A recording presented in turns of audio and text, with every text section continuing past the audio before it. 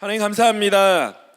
오전에 봉사를 하는 지체들도 있고 또 섬기는 예배를 섬기는 지체들도 있어서 오전부터 지금 오후 이 시간까지 교회에서 시간을 쏟아내며 또 심지어 오늘은 양육까지 받는 시간입니다. 솔직히 인간된 심정으로 지칩니다. 아이들 많이 힘들 수도 있습니다. 그리고 우리 지체들 이 시간들을 통해서 하나님께서 원하시는 말씀들이 잠시 잠깐이라도 들어갈 수 있도록 인도하여 주시옵소서. 특별히 지치지 않도록 주님께서 세임 허락하여 주시고 성령님을 의지하며 이 시간 한 시간을 잘 채워갈 수 있도록 인도하여 주옵소서. 살아계신 우리 주 예수 그리스도의 이름으로 기도드립니다. 아멘. 자, 여러분, 이거를 왜 할까요? 왜 할까요? 왜 순복음의 7대 신앙을 난 들어본 적이 있다. 손 들어본 적 있어? 그럼 이거를 정확히 배워본 적 있다. 손. 오케이. 자, 이걸 해야 되는 이유가 분명히 있어요. 자, 여러분 신앙생활 하면서 나 너무 하나님한테 요술램프의 지니처럼 기도하는 거 아니야? 계속 주세요, 주세요, 주세요, 복을 주세요, 주세요, 주세요. 왜 내 인생에 자꾸만 하나님 앞에 예배드리고 기도하는 나의 모습이 무언가 하나님 앞에 조건을 놓고 기도하는 것만 같지? 이런 생각이 들 때 있지 않아요? 저도 그랬어요. 그리고 또 심지어 이런 경우 있죠. 다른 교단에서 순복음 교단에 까는 이유가 뭐예요? 야, 너희들은 왜 이렇게 복을 구해? 너무 축복 얘기하는 거 아니야? 너무 사랑하는 자여 내용을 잘해같이 범사에 잘 되고 강건하게 내가 강구하노라. 맨날 이것만 해? 맨날 왜 이것만 해? 왜 그러는 거야? 라고 주변 교단에서 이야기를 하죠. 근데 그거는요, 사실 우리 순복음의 기본 신앙을 모르고 하는 소리예요. 왜냐면은 철저하게 우리 순복음은 조용기 목사님께서 개척하셔서 이제까지 70년에 가까이 시간을 흘러온 교회잖아요. 중요한 건 철저하게 조용기 목사님의 그 오중복음과 삼중축복 4차원의 영성이거든요. 철저하게 십자가 중심이에요. 그것도 갈보리 십자가 중심으로 시작을 해야 돼요. 그래서 우리가 오늘부터 순복음이 이야기하는 7가지의 정확한 신앙을 배울 거예요. 갈, 옷, 땅, 조, 병, 다, 나. 한번 따라해 볼까요? 갈, 땅, 이렇게 안 맞나? 자, 한번 해볼게요. 가로, 땅, 조, 병, 다, 나. 이 가로, 땅, 조, 병, 다, 나를 오늘 배울 건데 중요한 건 오늘은 갈보리 십자가 신앙에 대해서 배우는 시간을 가질 거예요. 여러분, 알고 있는 내용이고 그리고 이미 설교를 통해서 많이 들었던 내용이에요. 근데 제가 이거를 왜 가지고 와서 같이 하냐면 정돈이 필요한 거예요. 정리와 정돈이 필요한 거잖아요. 정돈의 중요한 의미가 뭐예요? 정리정돈이라고 하는 거는 내가 필요할 때 꺼내어 쓸 수 있도록 물건이 그 위치에 있는 것이 정리정돈이에요. 마찬가지로 우리의 신앙에 있어서도 정리정돈이 필요한 거는 이 신앙생활에 있어서 누군가가 야, 너희들 너무 복만 구하는 거 아니야? 아니야. 가로 땅조 병다나의 서랍을 쫙 꺼내서 여러분들이 설명할 수 있는 수준이 되면 여러분들 사실 어디 흔들리지 않는 믿음 생활 제대로 할 수 있습니다. 믿으십니까? 자, 첫 번째 순복음의 7대 신앙 따라해 보겠습니다. 갈보리 십자가 신앙. 다음 장으로 넘어가 볼게요. 저는 항상 양육을 할 때 중요한 중심 주제를 항상 잡습니다. 중심 주제 한번 읽어보겠습니다. 시작. 우리는 죄로 인해 죽을 수밖에 없었던 존재였지만 예수 그리스도의 십자가 대속을 통해 죄사함을 얻고 믿음으로 구원을 받았습니다. 끝. 이게 끝이야. 그냥 요 한 문장만 내가 소화시켜서 원고 없이 볼 수 있으면 끝. 이 한 문장이 내가 이제 앞으로 한 50분에서 40분 사이에 설명할 내용의 이 한 줄 정리가 끝이에요. 우리 말씀 한번 읽어볼게요. 고린도전서 2장 2절 시작.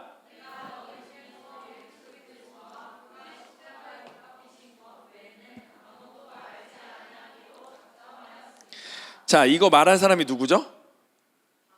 그렇죠. 너무 쉬운 질문이죠. 바울이 이 고린도서 2장 2절에 보면 내가 너희 중에서 예수 그리스도와 그 십자가에 못 박힌 것 외에는 아무것도 알지 아니하기로 작정하였다고 본인 스스로가 결론적으로 이야기를 하는 이유가 뭘까?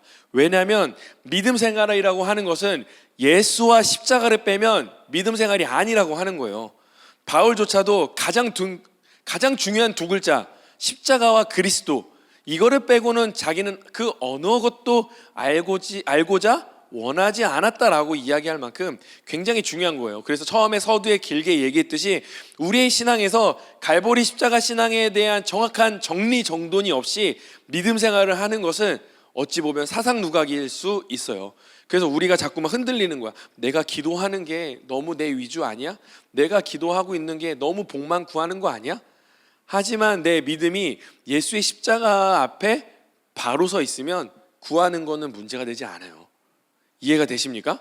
그래서 오늘 이 부분에 대해서 한번 배워갈 텐데, 첫 번째로 타락한 인간에 대해서 먼저 알아봅시다. 이거 너무 쉬운 거죠. 우리 불순종의 죄에 나오는 말씀 한번 읽어볼까요? 시작. 야훼의 말씀, 하나님이 그 사람에게 명하여 이르시되 동산 각종 나무의 열매는 네가 임의로 먹되 선악을 알게 하는 나무의 열매는 먹지 말라. 내가 먹는 날에는 반드시 죽으리라 하시니라. 최초의 인간 아담과 하와가 하나님께서 창조하시고 그들에게 모든 것을 다스릴 수 있는 권세를 주셨는데, 유일하게 하나, 선악과는 먹지 말라라고 말씀하셨어요. 여러분, 이걸 어떻게 여러분은 그동안 믿음 생활에서 해석을 하셨습니까? 그 교회학교 선생님 하면 이런 거 물어보잖아. 왜 선생님, 왜 하나님은 선악과 만들어서 왜 우리 죄짓게 하셨어요? 굳이 안 만들어도 되잖아요. 왜 선악과는 왜 만드셨죠? 뭐라고 답변했어요 그동안? 선악과 어렵죠. 사실 어려운 거예요. 어려워서 이거를 조금 쉽게 설명하려면 이렇게 얘기할 수 있어요. 선악과라고 하는 것은, 봐봐, 조금만 더 길게 설명해 줄게. 만약에 하나님께서 아담과 하와에게 선악과까지 포함한 모든 것을 먹고 네 맘대로 먹고 자고 해도 된다고 하면 창조주 하나님에 대한 권위가 있을까 없을까? 하나님의 주권이 있을까 없을까? 없지. 인간이 다 아는데. 근데 선악과를 하나 딱 세워놓고 말씀하신 이유는, 이 세상 천지 만물 내가 너를 사랑해서 제공한 거 맞아. 근데 하나만 기억해. 나는 창조주고 너는 피조물이야. 선악과를 보면 그걸 알아야 된다고 하는 거야. 아담과 하와는 선악과를 통해 창조주 하나님을 인식해야 된다는 거죠. 즉 선악과라고 하는 것은요, 하나님의 주권을 이야기하는 거예요. 하나님께서 모든 것을 가하게 주셨지만 이거 하나만큼은 남겨두심으로 말미암아 아담과 하와 입장에서는 영존하신 하나님을 끝까지 자신 앞에 두고 살아가는 것을 선악과를 통해 알 수 있어야 된다는 거야. 근데 우리가 신앙생활을 하다 보면 하나님이 계신 것 같지 않게 신앙생활을 할 때가 있잖아요. 그렇죠? 우리에게는 그런 장치들이 필요한 거예요. 일례로 집안에 십자가가 있을 수 있잖아요. 쉽게 더 설명해보자. 운전하는 사람들은 기독교인들 중에 많이들 십자가를 그 백미러에 걸어놓잖아요. 왜 그래요? 갑자기 누가 팍 껴들면 욕짓거리를 하는 것이 아니라 갑자기 십자가를 바라보며 저 사람의 그 자동차, 내 앞을 지나간 그 자동차를 십자가를 그리며 갑자기 축복을 하라고 그 십자가 걸어놓는 거잖아. 왜? 십자가가 왜 그 역할을 왜 하죠? 우리로 하여금 내가 사는 세상이 아니라 하나님이 계신 세상임을 인지하라고 하는 거예요. 마찬가지로 선악과가 그 역할이었던 거예요. 되게 단순한 역할이었지만 굉장히 중요한 역할로 하나님께서 선악과를 세워두셨는데, 아담과 하와는 그 선악과를 하나님과 같이 되고 싶어하는 마음에 따먹었다라고 하는 거죠. 말씀 볼까요? 3장 6절 시작. 여자가 그 나무를 본즉 먹음직도 하고 보암직도 하고 지혜롭게 할 만큼 탐스럽기도 한 나무인지라 여자가 그 열매를 따먹고 자기와 함께 있는 남편에게도 주매 그도 먹은지라. 자, 이것이 하나님 앞에 불순종의 죄라고 하는 거예요. 하나님께서 하지 말라고 한 말씀 앞에 순종하지 않은 거예요. 사실 여자가 했던 것 중에 하나는 바로 따먹은 것이 아니라 먼저 보고 지혜롭게 할 만큼 탐스럽게 했다는 그 유혹에 넘어간 거죠. 사실은 거기서부터 죄가 시작될 수 있다고 볼 수 있어요. 다음 장 볼게요. 자, 죄의 형벌은 무엇인가? 창세기 3장 17절에서 19절 읽어보겠습니다. 시작. 아담에게 이르시되 내가 내 아내의 말을 듣고 내가 내게 먹지 말라 한 나무 열매를 먹었은즉 땅은 너로 말미암아 저주를 받고 너는 내 평생에 수고하여야 그 소산을 먹으리라. 땅이 내게 가시덤불과 엉겅퀴를 낼 것이라. 내가 먹은 것은 밭의 채소인즉 내가 흙으로 돌아갈 때까지 얼굴에 땀을 흘려야 먹을 것을 먹으리니 내가 그것에서 취함을 얻었습니다. 너는 흙이니 흙으로 돌아갈 것이니라 하시니라. 아멘. 죄의 형벌은 우리가 다 알고 있는 내용이야. 사망, 땅이 저주. 남자는 뭐 수고해서 벌어 먹어야 되고 여성은 해산의 고통. 다 알고 있는 내용이죠. 다 알고 있어요. 자, 그럼 들어보세요. 제가 수련회 때도 말씀드렸지만 저희 아내가 성교지에서 유방암에 걸렸을 때 저는 해석이 안 됐어요. 그리고 아내는 치료하고 저는 혼자 성교지에서 성도들 돌보고 침례식 진행하고 뭐 성탄절하고 막 새해하고 성교지에 나 따로 이제 아내 혼자 치료받고 나는 성교지에 있었거든요. 그렇게 왔다 갔다 두세 번 하면서 의문이 들었어. 해석이 안 되는 거야. 왜냐하면은 난 순종했잖아. 순종하고 다 내버려 두고 성교지 왔는데 아내에게 찾아온 그 암이라고 하는 것은 해석이 되지 않았어요. 그래서 많은 부분에 있어서 고민이 있었어. 그러다가 갑자기 그 이동호 목사님이라는 분이 계신데 이분이 갑자기 본인 얘기를 하시는 거야.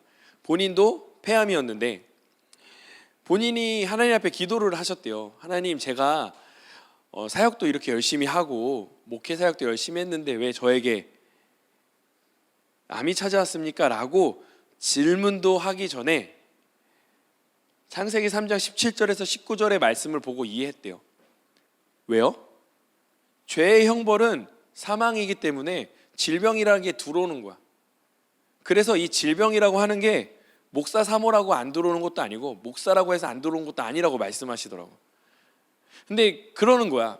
그냥 좀 믿음 좋으신 분들이 목사님 기도 더 하셔야죠. 막 이런 말들. 기도 안 해서 아픈 거라고 이렇게 얘기해 버리면 사실 목사인 나도 이걸 어떻게 해석해야지 하는 순간 속에 그런 말들이 들어오면 참 어렵더라고. 근데 우리가 흔하게들 그렇게 많이 이야기할 때가 어르신들 세대에 많이 있었어요. 그리고 심지어는 저 한국에 들어왔을 때 친한 권사님들이 병원 가지 말라고, 저희 아내 병원 가지 말고 기도로 나아야 된다고 같이 기도하자고 하셨던 분들도 계셨죠.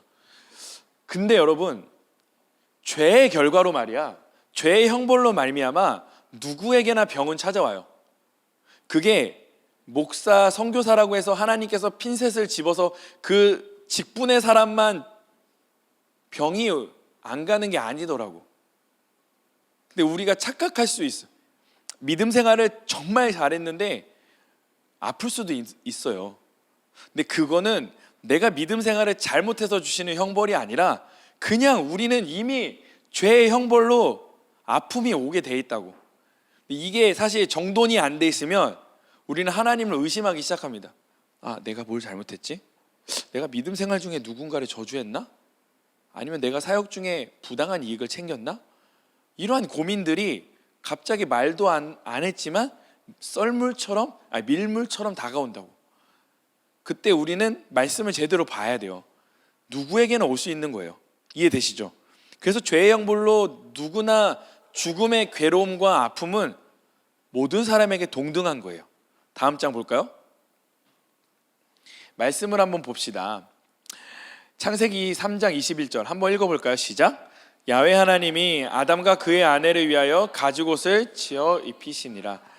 자, 이게 참 원래 이전에 아담과 하와가 하나님으로부터 피해가지고 만들었던 나무까지, 나무 잎으로 엮어서 자신의 수치들을 가렸던 것은 사실 하나님의 뜨거운 태양빛 아래 있으면 나뭇잎은 다 말라 비틀어집니다. 그래서 조금만 힘을 줘도 부스러져요. 가릴 수가 없어. 근데 하나님께서 지금 에덴 동산에 떠나는 두 사람에게 가죽옷을 입혀주신다는 거야. 근데 이 죄의 형벌의 결과로 하나님께서 가죽옷을 입혔다고 하는 것은 어떠한 가축을 죽이셨다는 거지. 그럼 그 가축이 죽는다는 것은 뭐예요? 생명을 잃는다고 하는 거잖아. 피 흘림이 있었다라고 하는 거야. 그 죄의 형벌로 인하여 말인 거지. 우리 히브리서 9장 22절 한번 볼까요? 시작. 율법을 따라 거의 모든 물건이 피로써 정결하게 되나니 피 흘림이 없은즉 사함이 없느니라. 이게 그 말씀이에요. 죄의 사함이 있으면 반드시 생명의 대가가 필요한데 하나님은 그 대가를 인간 편에게 짊어지지 않으시고 본인이 그 대가를 치르기를 결정하신 거예요. 이 사건이 바로 그거예요. 3장 21절에 가축을 죽여서 거기에 나오는 가죽옷을 사람에게 입히심으로 하나님은 이미 거기서부터 예수 그리스도를 그 전부터 준비하신 거예요. 왜냐? 인간 스스로가, 오늘도 제가 설교 때 말했지만, 인간 스스로가 죄를 해결할 수 있는 능력이 단 1%도 인간 편에 존재하지 않기 때문이에요. 여러분 믿으십니까? 우리 다음 장 볼까요? 그럼 우리는 죄로 인해 그 권세 아래 있게 됩니다. 죄와 사망의 권세 아래 처한 인간들에 대해서 한번 로마서 5장 12절의 말씀 한번 읽어보겠습니다. 시작. 그러므로 한 사람으로 말미암아 죄가 세상에 들어오고 죄로 말미암아 사망이 들어왔나니 이와 같이 모든 사람이 죄를 지었으므로 사망이 모든 사람에게 이르렀느니라. 그러니까 우리는 성선설이 있고 선악설이 있잖아요. 이건 아시죠? 우리 기독교는 성설일까 선악설일까? 선악설이에요. 왜냐하면 우리는 아담과 하와의 피로부터 흘러나온 모든 아담과 하와의 족속이기 때문에 모든 사람은 죄로부터 다 태어난다고 하는 거야. 뱀의 새끼는 뭐예요? 뱀 새끼죠. 강아지의 새끼는 뭐예요? 개의 새끼지. 개의 새끼는 강아지죠. 그러면 사람으로 태어난 사람을 뭐라고 하지? 악이라고 하지. 자, 이 흐름이라고 하는 것은 명확한 거예요. 정확한 거. 그러니까 뱀의 새끼가 아무리 자기가 뱀이고 싶지 않다고 어머니한테 아무리 얘기해도 걔 종족은 뱀인 거야. 인간도 마찬가지. 인간이 아무리 나는 죄인이 아니에요. 나는 죄인으로 태어나지 않았어요. 왜? 나는 죄도 안 지었거든요. 아니라고. 왜? 인간은 아담과 하와로부터 지었던 죄의 흐름 속에서 모든 인간은 동등하게 죄인으로 태어났다고 하는 거예요. 로마서 7장 19절에서 20절 한번 볼까요? 시작. 내가 원하는 바 선을 행하지 아니하고 도리어 원하지 아니한 바 악을 행하는도다. 만일 내가 원하지 아니하는 그것을 행하면 이를 행하는 자는 내가 아니요 내 속에 거하는 죄니라. 이게 바울이 얼마나 자신의 내면 속에 얼마나 괴로워했는지 볼 수 있는 본문인데, 여러분 우리가 가만히 있으면 몸이 어떻게 돼요? 피곤하다고 해서 여러분이 그냥 침대에 누워서 자. 하루, 이틀, 3일, 4일, 5일, 일주일 동안 여러분들 화장실도 안 가고 밥도 안 먹고 그냥 침대에 누워만 있어. 힘들다고. 그럼 무슨 일이 생기죠? 욕창이 생겨요, 등에. 우리의 몸에 썩어간다고. 죄로 인해 썩어가는 몸뚱이라고, 어차피 우리는. 근데 가만히 있으면 우리는 점점점 죄가 원하는 방향으로 내 몸이 쏠려 있다고요. 여러분 신앙이라고 하는 건요 상향 표준화가 되지 않습니다. 신앙이라고 하는 건 하향 표준화가 돼요. 이게 무슨 말이냐면 세런들이 있어요. 믿음 좋은 셀리더를 하나 세워놨어요. 근데 모든 세런들이 정말 믿음이 없어. 근데 세런들이 셀모임, 우리 얘기하는 거 아니야? 예를 들어 셀 모임 끝나자마자 맨날 PC방 가고 같이 맨날 놀자고만 하고 놀자판이야 셀이. 그러면 셀 리더가 어떻게 돼요? 같이 놀게 돼 있어요. 아무리 노력해도 쉽지가 않다고. 그러니까 우리 인간이라고 하는 존재는 내가 원하는 쪽으로 가게 되어 있다고. 그게 어느 쪽이냐고? 바울이 이야기하는 죄로 거하는 쪽으로 자꾸만 가게 되어 있는 게 우리의 모습이라는 거예요. 다음 장 볼까요? 그렇다면 우리는 영원하게 죄인일 수밖에 없었던 우리에게 하나님 편에서 했던 것이 무엇이냐? 예수님의 십자가 구원의 사건이라고 하는 거예요. 자, 영원한 속죄에 대한 이 말씀을 한번 읽어보겠습니다. 시작. 육체의 생명은 피에 있음이라. 내가 이 피를 너에게 주어 제단에 뿌려 너희의 생명을 위하여 속죄하게 하였나니 생명이 피에 있으므로 피가 죄를 속하느니라. 지금까지 얘기한 것만 보면 우리 편에서 할 수 있는 것이 아무것도 없는 절대 절망이에요. 사실은 아무런 희망이 없어요. 우리는 우리 편에서 내가 지은 죄 하나만이라도 속죄할 수 있는 내 스스로의 자생 능력이 전혀 없는 존재예요.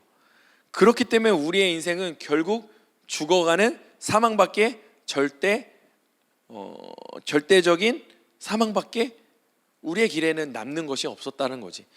그렇지만 이것을 인간 편에서 할 수 없다는 것을 누가 아셨죠? 하나님이 아셨다고 하는 거야. 그 하나님께서 행하셨던 일이 뭐예요? 바로 이 영원한 속죄를 위해서 영원한 값어치가 되시는 본인 자신이 이 땅에 오셨다라고 하는 거예요. 그분이 누구예요? 예수 그리스도께서, 하나님이신 그분이 직접 이 땅에 오셨다는 거죠. 다음 장 넘어가 볼까요? 우리 말씀을 한번 보겠습니다. 히브리서 10장 1절입니다. 시작. 율법은 장차 올 좋은 일의 그림자일 뿐이요 참 형상이 아니므로 해마다 늘 드리는 같은 제사로는 나오는 자들을 언제나 온전하게 할 수 없는 일.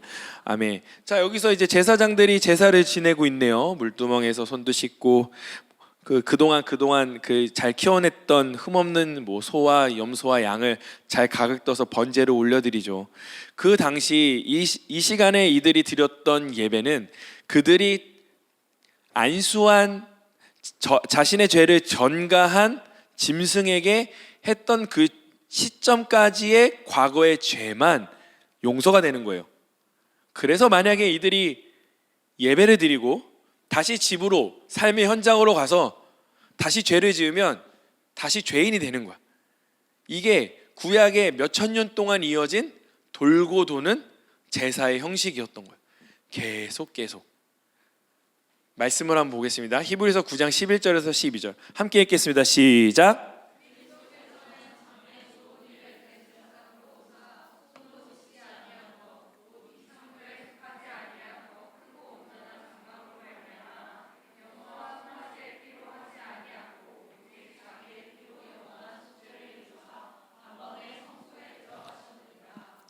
여러분, 이 지금 9장 11절에서 12절의 말씀이 좀 이해는 되시죠? 어떤 내용이죠? 말씀을 보니까 예수 그리스도께서 장래의 좋은 일을 대제사장으로 오셔서 손으로 짓지 아니한 것 곧 이 창조에 속하지 아니한 더 크고 온전한 장막으로 말미암아 염소와 송아지에 필요하지 아니하시고 오직 자신의 피로 영원한 속죄를 이루사 단번에 성소에 들어가셨어요. 예수님께서 단 한 번의 십자가에 제물 되셔서 죽으심으로 영원한 속죄를 이루셨어요. 이걸 어떻게 알아요? 예수님이 이렇게 얘기하셨어요. 다음 장 볼까요? 요한복음 19장 30절 읽겠습니다. 시작. 예수께서 심포들을 받으신 후에 이르시되 다 이루었다 하시고 머리를 숙이니 영혼이 떠나가시니라. 방금 아까 읽었던 히브리서 9장의 말씀에 이어서 예수께서 그 모든 제사를 스스로가 짊어지고 십자가에서 죽으심으로 말미암아 예수께서 선언하셨어요. 뭐라고요? 다 이루었다.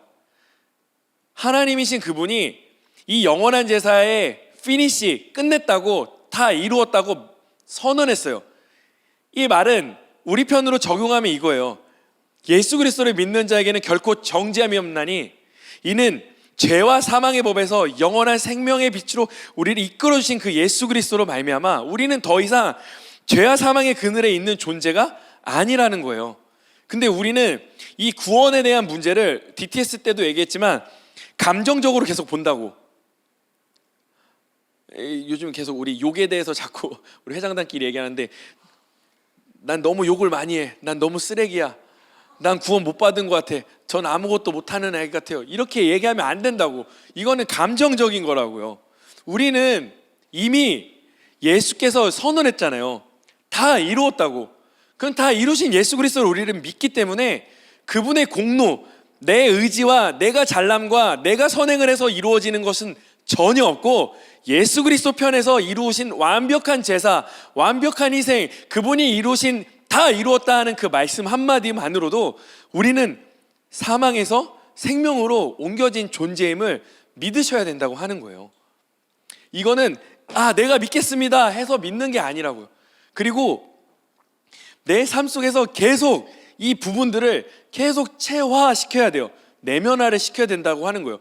그러다 보면 내가 감정으로 밀어냈던 구원의 감정들이 구원이 아니라 감정이 아니라 말씀으로, 믿음으로 받아들여진다고. 그렇기 때문에 구원이라고 하는 부분을 나 오늘 죄를 너무 많이 지은 것 같은데, 오늘 하루 정말 쓰레기같이 산 것 같은데, 오늘 구원 못 받겠는데? 오늘 주님 오시면 천국 못 가겠는데? 이게 아니라고. 이해가 되세요? 우리가 예수 그리스도를 구주로 영접했다고 하는 순간 하나님과 나는 그 보이지 않는 끈으로 연결되어 있는 거예요.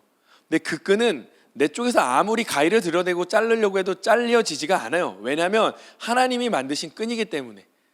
하나님이 끊지 않은 이상 그 끈은 끊어지지 않습니다. 믿으십니까? 구원이라고 하는 것은 그런 거예요. 우리는 그분이 주신 그 구원의 권세 아래서 자유를 누리게 되는 거예요. 다음 장 한번 볼까요? 여기 한번 단계를 봅시다. 예수께서 십자가에서 구원을 이루셨다고 하는 것은 다 이루셨다 하면서, 자 보세요, 다 이루셨다 하면서 무엇을 선언하신 거예요? 죄가 사망했다는 것을 선언하신 거예요. 이해되시죠?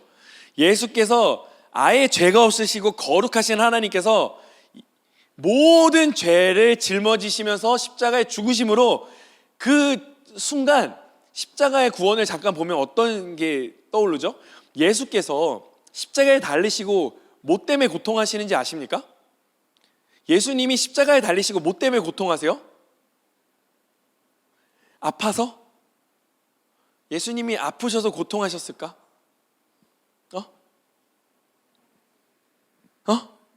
뭐라고? 단절. 약간 비슷했어. 예수께서 가상칠언, 그러니까 그 십자가에서 하셨던 말씀 중에 이게 있죠. 아버지여 아버지여 어찌하여 나를 버리시나이까. 이게 무엇이냐면 예수께서 십자가에 달리시는 그 당시에 인류의 과거에 몇천 년부터 지었던 아담의 죄부터 우리가 영원까지 지어질 죄, 내 자손의 자손의 자손의 자손의 주님 오시는 그날까지 지어질 모든 죄를 예수께 다 전가한 거예요.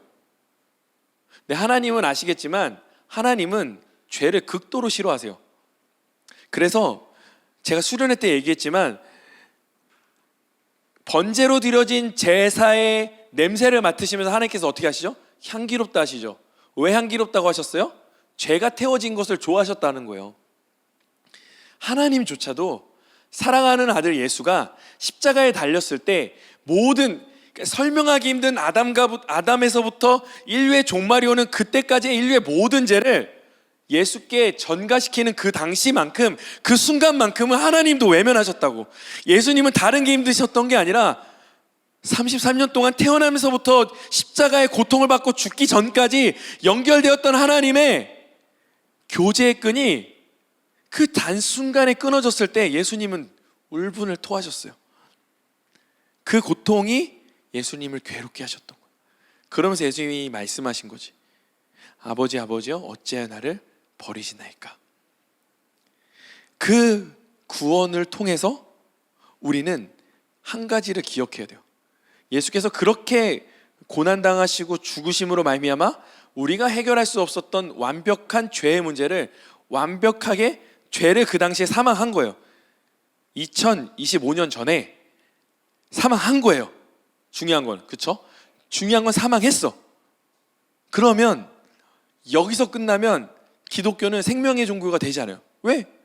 사망했잖아. 예수님 죽었잖아. 그러면 더 이상의 생명을 이야기할 수 있는 건 아니에요. 하지만 예수께서 무엇 하셨죠? 하나님 편에서 예수를 부활시켰다고 하는 거예요. 이 부활이 뭐예요? 새 생명을 얻었다고 하는 거예요. 죄로 죽으셨어? 부활하셨어? 생명으로 사신 상태로 우리에게 희망을 보여주신 거죠. 자, 첫 번째, 예수님은 사망 권세를 극복하시고, 그리고 예수님의 부활로 인하여 새 생명을 시작하셨습니다. 그리고 그 승리의 삶을 제자들을 통해서 계속 선포하시도록 그 길을 인도하셨다고 하는 거예요. 자, 보세요. 제가 좀 글을 한번 읽어줄게요. 십자가에서 모든 죄를 대속하신 예수님은 사망 권세를 이기고 부활하셨습니다. 부활하신 예수님은 많은 사람들에게 그 모습을 보이셨어요.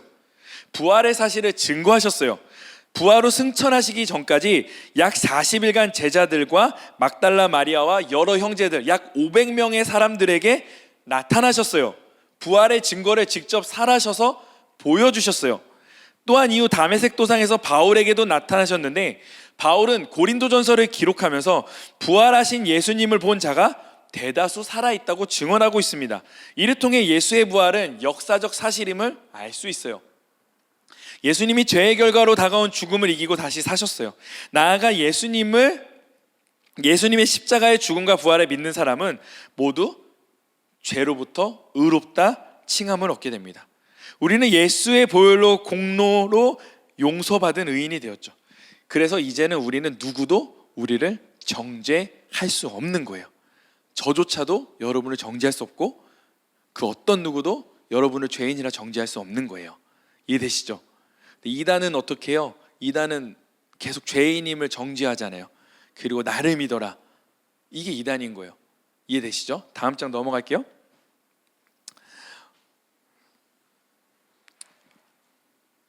거듭남의 의미. 요한복음 3장 5절에서 6절 함께 읽겠습니다. 시작. 진실로 진실로 내게 이르노니 사람이 물과 성령으로 나지 아니하면 하나님의 나라에 들어갈 수 없느니라. 육으로 난 것은 육이요 영으로 난 것은 영이니. 아멘. 사람은 한 번 태어나죠. 한 번 태어나면 죽어요. 근데 우리는 두 번 태어납니다. 이게 무슨 말이냐면 한 번 어머니의 모태로부터 한 번 태어나죠. 죄인으로 태어났어요. 하지만 우리는 예수 그리스도를 믿음으로 새 사람으로 한 번 더 태어나는 거예요. 그래서 우리가 침례식 같은 거 할 때 굉장히 좀 개념 이렇게 표현하기 그렇지만 좀 생각 있는 교회는 침례식을 굉장히 중요하게 여깁니다. 성도에게 있어서. 왜냐고요? 그날은 새로 태어나는 날이기 때문에. 물에 한번 들어갔다가 나오는 게 그냥 들어갔다가 잠수하고 나오는 게 아니라 물에 한번 들어가면 사실은 숨을 쉴 수 없어요. 하지만 물에서 다시 건짐을 받아서 나오는 그 순간, 그때 이후로 새 호흡이 시작되면서 새 생명으로 사는 삶이 시작되는 거예요. 그래서 저는 항상 침례를 베풀 때마다 항상 얘기해요. 물속에 들어가면 우린 지금 죽는 거예요. 다시 제가 건져드릴 때 그때부터 예수의 호흡으로 사시는 거라고. 여기 지금 침례 안 받으신 분 계세요? 다 받았죠? 그 여러분은 지금 두 번의 생명을 얻은 거예요. 처음에 부모의 태로부터 태어나고 두 번째 예수의 생명으로 다시 거듭나서 태어나게 되는 거예요. 자, 말씀 한번 보겠습니다. 고린도서 5장 17절 시작. 그런즉 누구든지 그리스도 안에 있으면 새로운 피조물이라 이전 것은 지나갔으니 보라 새 것이 되었도다. 우리가 예수님을 믿을 때 우리의 영이 다시 태어나는 거예요. 그러니까 우리가 예수님을 믿는다고 해서 다시 태어난다고 해서 우리의 얼굴과 몸매가 다시 태어나는 것이 아니라 우리의 영이 다시 한 번 더 하나님과 연결되는 새 창조가 되어진다는 거죠. 성령님이 오셔서 우리를 감화시키시고 우리의 영이 거듭나게 해주는 거예요. 사도 바울은 이렇게 거듭난 사람을 말씀 속에 새로운 피조물이라 라고 이야기하고 있습니다. 사람이 태어날 때 해산의 고통이 따르고 많은 피를 흘려야 하는 것처럼 우리의 거듭남을 위해 예수께서 십자가에서 피를 쏟아내신 거예요. 어머니가 여러분들을 낳을 때, 저와 여러분을 낳을 때 해산의 수고, 피 흘림으로 말미암아 애가 태어나는 거예요. 그리고 예수께서 십자가에 피를 쏟으심으로 우리가 그 예수의 피로 다시 한 번 더 태어나게 되는 거예요. 이 거듭남의 은혜는 오직 십자가, 갈보리 십자가를 통해서만 올 수 있다고 하는 거죠. 다음 장 보겠습니다. 회개의 믿음에 대해서 한번 볼까요? 마태복음 3장 2절 한번 읽어보겠습니다. 시작. 회개하라 천국이 가까이 왔느니라. 아멘. 거듭남의 은혜를 이야기하기 위해서는 제일 중요한 건 회개가 먼저 시작이 되어져야 한다는 겁니다. 회개는 헬라어로 메타노니아라는 건데 이거는 방향 전환을 뜻합니다. 이렇게 죄의 길로 가다가 회개하면 돌이켜서 다시 원래대로 좋은 길로, 옳은 길로, 오늘 얘기했던 직가로 걸어가는 거예요. 즉 회개는 입술로 잘못했어 미안해 이게 아니라고요. 그런 말하는 차원이 아니라 죄에 대해서 분리되고 단절되고 내가 생각했던 죄라고 했던 모든 것에 선언하고 안 하려고 돌이키는 거예요. 예수님과 침례 요한은 천국 복음을 전파하기 전에 가장 먼저 뭐부터 했어요? 회개하라고 말씀하셨어요. 자, 예수님이 하신 멘트를 보겠습니다. 마태복음 4장 17절 시작. 이때부터 예수께서 비로소 전파하여 이르시되 회개하라 천국이 가까이 왔느니라 하시더라. 아멘. 무엇인가 중요한 말을 할 때는요 두 가지식으로 먼저 하는 거예요. 그렇죠? 무언가 부탁을 할 때 미괄식으로 얘기하는 거예요. 알죠? 내가 뭐가 이렇게 사정이 이렇게 있는데 돈 좀 빌려줘. 이렇게 되는 거야. 그렇죠? 야, 돈 좀 빌려줘. 내가 사정이 이래 못 빌리잖아. 자, 가장 중요한 건요, 먼저 이야기하는 거예요. 하나님께서 회개하라 천국이 가까이 왔느니라 얘기하셨다고 하는 것은, 천국이라고 하는 것을 우리가 받아 누리기 이전에 먼저 선이 돼야 되는 것이 바로 회개라는 부분이 돼야 된다는 거죠. 그래서 가장 먼저 회개에 대해서 이야기하는 거예요. 오순절날 성령 받은 베드로도요, 가장 먼저 회개를 촉구했어요. 다음 장을 볼까요? 말씀 한번 읽어볼게요. 있나? 없네. 자, 말씀 제가 읽어드릴게요. 사도행전 2장 38절에 베드로가 이르되 너희가 회개하여 각각 예수 그리스도의 이름으로 침례를 받고 죄 사함을 받으라. 그리하면 성령의 선물을 받으리니. 이 말은 무엇이냐면, 지금 먼저 계속 회개를 이야기하고 있는 것은 하나님 편에서 무엇을 기다리고 있다? 우리의 회개를 기다리고 있다라는 거예요. 그래서 누가복음 15장에서 보면은 둘째 아들을 기다리시는 아버지를 보여주시면 하나님께서 우리에게 말씀해 주시는 거예요. 누가복음 15장 20절에 보면 이렇게 써 있습니다. 이에 일어나서 아버지께로 돌아가니라. 아직도 거리가 먼데 아버지가 그를 보고 측은히 여겨 달려가 목을 앗고 입을 맞추니. 이거 제가 예전에 설명드렸죠. 아버님이 매일같이 둘째 아들을 기다렸기에 둘째 아들이 언제 오는지도 모르지만 멀리서 서서 계속 기다렸던 아버지의 그 기다림 속에 둘째 아들이 멀리서 오는 걸 보고 바로 목을 끌어안고 입을 맞추고 안아줄 수 있었다라는 이야기를 제가 드렸던 것이 있어요. 이렇게 하나님께서 주시는 은혜를 누리기 위해서는 반드시 믿음이 필요한 거예요. 왜냐하면 그 둘째 아들이라고 하는 존재가, 탕자라고 하는 그 존재가 아버지에 대한 그 아버지의 성품, 아버지의 성향, 아버지의 뭐 여러 가지 특징들을 가지고 나아간 것이 아니라 그냥 아버지, 그 내 존재, 나를 낳아주신 그 부모에 대한 존재를 그냥 믿고 걸어갔기 때문에 그는 걸어갈 수 있었던 거예요. 마찬가지로 우리가 이 거듭남의 은혜라고 하는 것은요, 하나님께서 굉장히 베풀어 주신 그 쏟아주신 것에 우리는 그저 믿음으로 반응하며 그분 앞에 회개로 걸어가는 것으로 출발이 시작된다라고 하는 거예요. 이해가 되십니까? 다음 장 볼까요? 네, 거듭남의 결과가 이런 것입니다. 첫 번째로 하나님의 자녀가 되게 됩니다. 우리가 회개하고 하나님께 나아가면 요한복음 1장 12절의 말씀처럼 되는 거예요. 한번 읽어보겠습니다. 시작. 같이 읽어볼게요. 시작. 영접하는 자,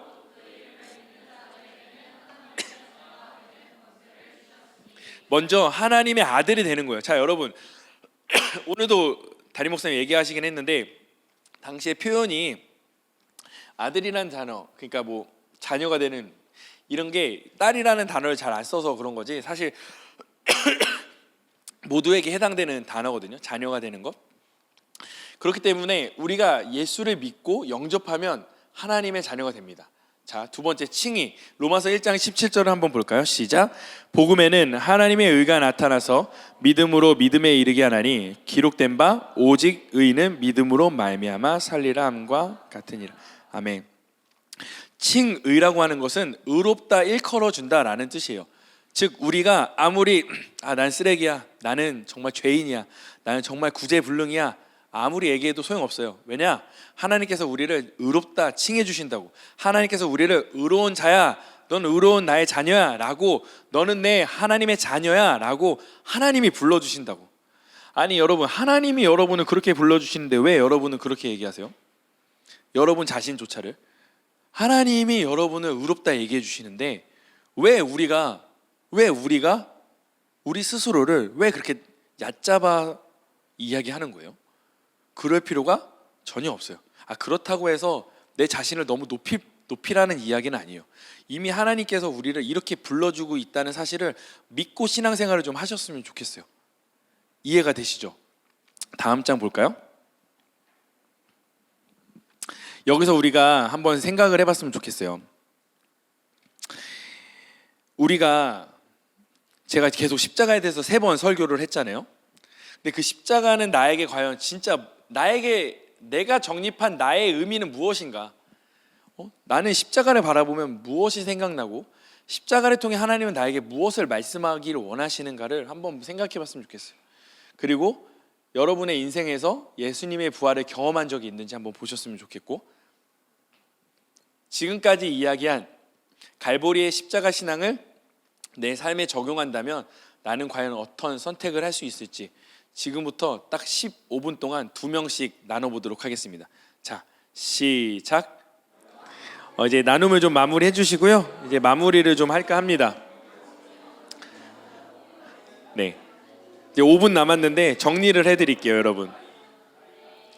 제가 갑자기 강의를 하다가 갑자기 나눈 질문 생뚱맞게 나와가지고 정리도 안 된 상태에서 여러분 지금 방금 나눔하느냐고 힘들지 않았어요? 뭐가 갑자기 생뚱맞게 갑자기 나눔이라고? 나 오늘 강의 들으러 왔는데 왜 갑자기 나눔이지? 다 노린 거예요. 자, 이제 정리해 줄 거예요. 자, 들어보세요. 기독교의 신앙 교리의 가장 중요한 거는 이신칭의라고 하는 거예요. 믿음으로 구원을 얻는다, 믿음으로 구원에 이른다라고 하는 거를 신학적 용어로 이신칭의라고 해요. 이게 기본 베이스야. 이게 십자가 갈보리 십자가 신앙의 기본 교리라고. 근데 이것을 자꾸만 우리 편에서 공로를 우리 편에서 찾아가는 거야, 사람들이. 모든 인간은 자신에게서 그걸 찾으려고 해요. 나의 노력, 신앙적인 열심, 말씀 생활, 기도 생활, 전도 생활, 여러 가지가 될 수 있겠죠. 그런 것을 내 편에서 찾으려고 해요. 이거는 기초적으로 하나님이 좋아서 하는 행위일 뿐이에요.